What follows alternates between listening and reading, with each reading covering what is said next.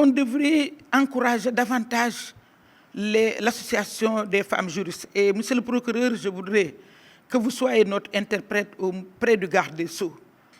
En son temps, du temps du ministère de la Famille, nous avions demandé à l'AGS d'être l'organe consultatif auprès du président de la République. C'était dans le sens d'harmoniser les textes avec les conventions internationales. Les conventions internationales relèvent du droit supranational. Je ne veux pas en dire plus, vous êtes les juristes. Mais son harmonisation avec le droit positif sénégalais est nécessaire, plus que nécessaire.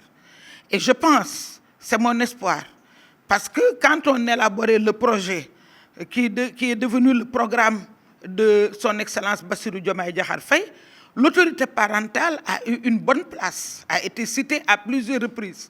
Donc il suffit de concrétiser là, au-delà même des assises de la justice, pour effectivement permettre aux femmes d'entrer dans leurs droits.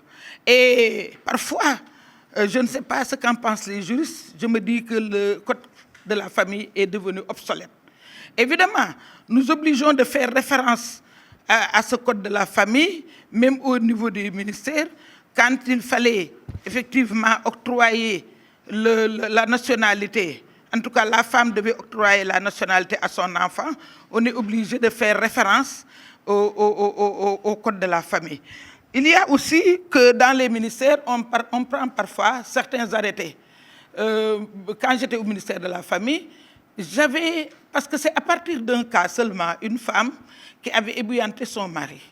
J'avais proposé que la femme salariée puisse prendre en charge les soins médicaux de son époux et de ses enfants. C'est acté. Ça se fait. L'égalité de traitement fiscal. Donc la femme était pénalisée parce qu'elle payait plus l'impôt que les hommes. Mais d'un autre côté aussi, à l'Assemblée, j'ai eu une expérience malheureuse quand j'ai proposé le reversement, après le décès de la femme, le reversement de la pension à sa famille. Famille ne m'a tegal ci suuf. Il ne faut pas qu'on en parle. Donc ça aussi, c'est des combats qu'on nous interdit de porter.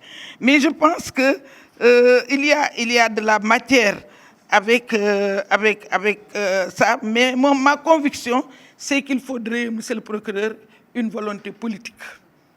Une volonté politique qui pourrait aller à cette harmonisation. Je pense même que c'est une obligation.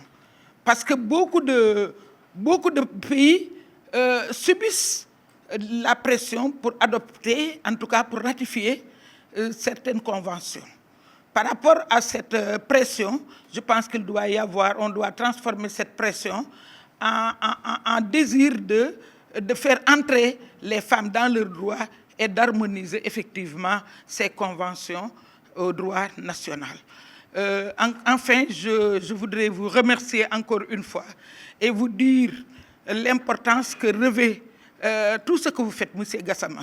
Et je pense que pour défendre l'humain, pour défendre les droits humains, il faut de la générosité, il faut un esprit d'abnégation, il faut un esprit de sacrifice. Donc pour tout cela, nous vous demandons, nous souhaitons la grâce divine sur vous. Je vous remercie et bonne journée.